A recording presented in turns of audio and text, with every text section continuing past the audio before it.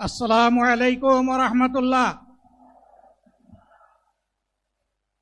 আলহামদুলিল্লাহি রাব্বিল আলামিন ওয়াসসালাতু ওয়াসসালামু আলা রাসূলিহিল কারীম ওয়া আলা আলিহি ওয়া সাহবিহি ওয়া আহলি বাইতি আজমাইন। বাংলাদেশ জামাত ইসলামী কর্তৃক আয়োজিত আজকের এই জাতীয় সমাবেশে উপস্থিত সম্মানিত জাতীয় নেতৃবৃন্দ, বন্ধু সংগঠনের নেতৃবৃন্দ, শহীদ পরিবারের গর্বিত সদস্যবৃন্দ,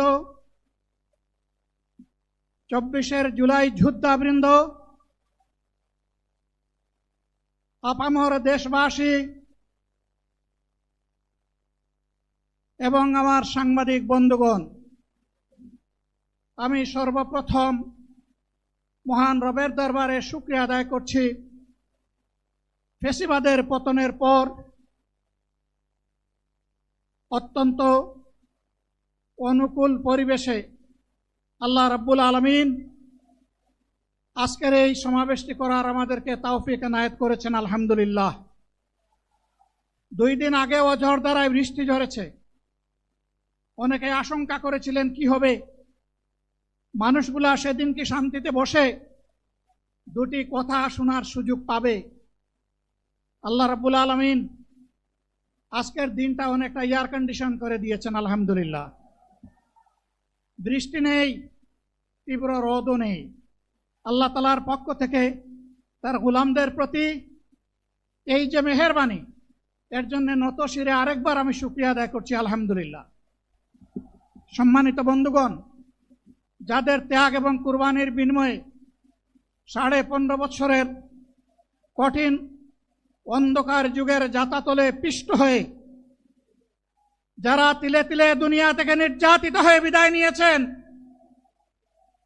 অপশক্তির বিরুদ্ধে প্রতিবাদ করতে গিয়ে বিদায় নিয়েছেন, যারা লড়াই করে আহত হয়েছেন, পঙ্গুত্ব বরণ করেছেন, আমরা তাদের সকলের কাছে গভীরভাবে ঋণী। মহান আল্লাহর দরবারে তৌফিক চাই, বাংলাদেশ জামাতে ইসলামীর অস্তিত্ব যতদিন থাকবে আল্লাহ যেন তাদের ঋণ পরিশোধ করার শক্তিটাও ততদিন আমাদেরকে দান করেন। আমি গভীর পরিতাপের সাথে আপনাদেরকে জানাচ্ছি, আজকের এই বিশাল সমাবেশ আয়োজন করতে গিয়ে আমাদের 3 জন ভাই ইতিমধ্যেই দুনিয়া থেকে বিদায় গ্রহণ করেছেন।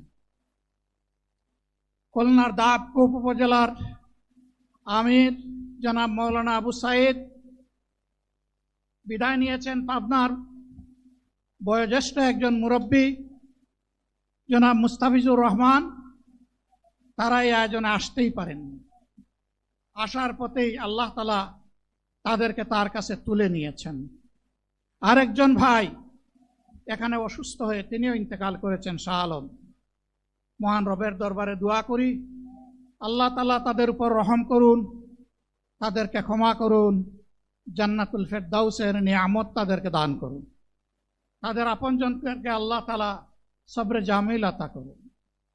সম্মানিত ভাইয়েরা, আবু সাইদরা যদি বুক পেতে না দাঁড়াতো, এই জাতির মুক্তির জন্য যদি বুকে গুলি লুফে না নিত, হয়তোবা আজকের এই বাংলাদেশটা আমরা দেখতাম না। ইতিমধ্যে হয়তো আরো অনেক মানুষের জীবন ফ্যাসিবাদীদের হাতে চলে যেত। 24 জীবন বাজি রাখা এই যুদ্ধটা যদি না হতো, তাহলে আজকে যারা বিভিন্ন ধরনের কথা এবং দাবি দাওয়া পেশ করছেন, তারা তখন কোথায় থাকতেন? অতএব আসুন, যাদের ত্যাগের বিনিময়ে আল্লাহ তাআলার এই নিয়ামত পাওয়া, তাদেরকে যেন অবজ্ঞা এবং অবহেলা না করি। শিশু বলে তাদেরকে যেন তুচ্ছ তাচ্ছিল্য না করি। অহংকার বলে অন্য দলকে যেন তুচ্ছ তাচ্ছিল্য না করি। অরাজনৈতিক ভাষায় আমরা যেন কথা না। যদি এগুলো আমরা পরিহার করতে না পারি, তাহলে বুঝতে হবে যারা পারবেন না ফ্যাসিবাদের রূপ তাদের মধ্যে নতুন করে বাসা বেঁধেছে। আমরা আশা করব আমরা এগুলা করব না, কেউ এগুলা করবে না, বরঞ্চ রাজনৈতিক শিষ্টাচার রক্ষা করে জাতীয় ঐক্যের বীজতলাটা আমরা সবাই মিলে একসাথে তৈরি করব ইনশাআল্লাহ। সম্মানিত ভাইয়েরা, আসরের নামাজ আসন্ন, আরো অনেক বক্তা ছিলেন, তাদেরকে আমরা দিতে পারি নাই, আমরা দুঃখিত। এজন্য আমার লম্বা কথা বলার সুযোগ নেই। যারা এখানে কথা বলেছেন তারা আমার মনের কথাগুলোই তুলে ধরেছেন। আমি শুধু বলতে চাই, আগামীর বাংলাদেশটা কেমন হবে? আমি বলি আরেকটা লড়াই হবে ইনশাআল্লাহ। একটা লড়াই হয়েছে ফ্যাসিবাদের বিরুদ্ধে, আরেকটা লড়াই হবে দুর্নীতির বিরুদ্ধে ইনশাআল্লাহ। এই দুর্নীতির মূল উৎপাটন করার জন্য যা দরকার, আমরা তারুণ্য এবং যৌবনের শক্তিকে একত্রিত করে সেই লড়াইয়েও ইনশাআল্লাহ আমি জয়লাভ করব। প্রিয় ভাইয়েরা, জামাতে ইসলামী যে দুর্নীতিমুক্ত সমাজ গড়বে তার প্রমাণ কি? তার প্রথম প্রমাণ হচ্ছে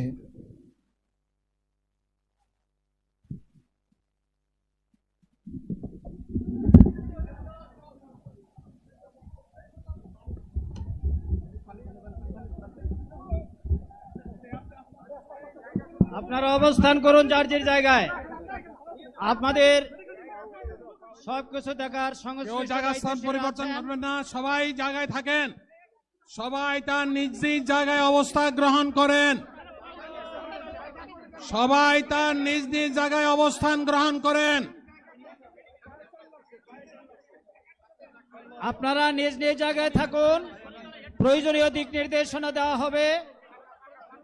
আপনাদের উত্তেজিত উদ্বেলিত হওয়ার কোনো কারণ নেই।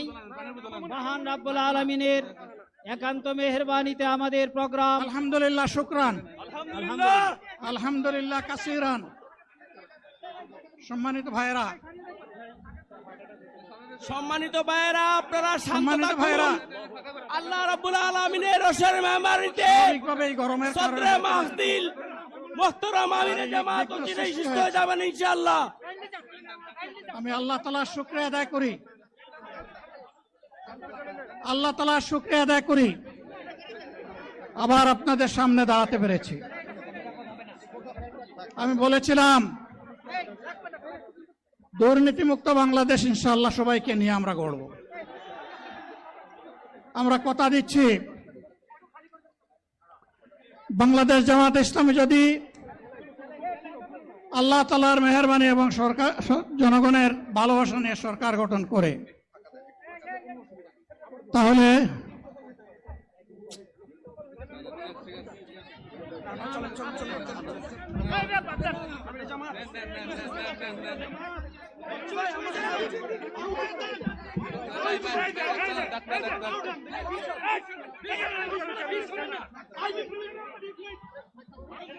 আপনারা নিজ নিজ জায়গায় অবস্থান করুন। আমাদের স্বেচ্ছাসেবকগণ আছেন, সংশ্লিষ্ট বিভাগের দায়িত্বশীলরা আছেন, তারা প্রয়োজনীয় ব্যবস্থা নেবেন। কারো মাইকের সামনে আসার দরকার নেই। আপনাদের এই ড্রোনগুলো আলহামদুলিল্লাহ, আলহামদুলিল্লাহ। আরে আল্লাহ যত সময় হাত দিচ্ছেন, বাংলাদেশ জামাতে ইসলামী থেকে যারা আগামীতে সংসদ সদস্য হিসাবে নির্বাচিত হবেন, আরে আপনারা কথা বন্ধ করেন, আপনারা কথা বন্ধ করেন, সবাই বসে পড়েন, সবাই বসেন, বসেন, কেউ দাঁড়াবেন না, সবাই বসেন। যদি আল্লাহর ইচ্ছায়, জনগণের ভালোবাসায় বাংলাদেশ জামাতে ইসলামী থেকে সংসদ সদস্যরা নির্বাচিত হয়ে সরকার গঠন করেন, তাহলে কোনো এমপি, কোনো মন্ত্রী আগামীতে সরকার কিন্তু প্লট গ্রহণ করবে না। কোন এমপি এবং কোন মন্ত্রী ট্যাক্সবিহীন কোন গাড়ি চড়বে না। কোন এমপি এবং কোন মন্ত্রী তার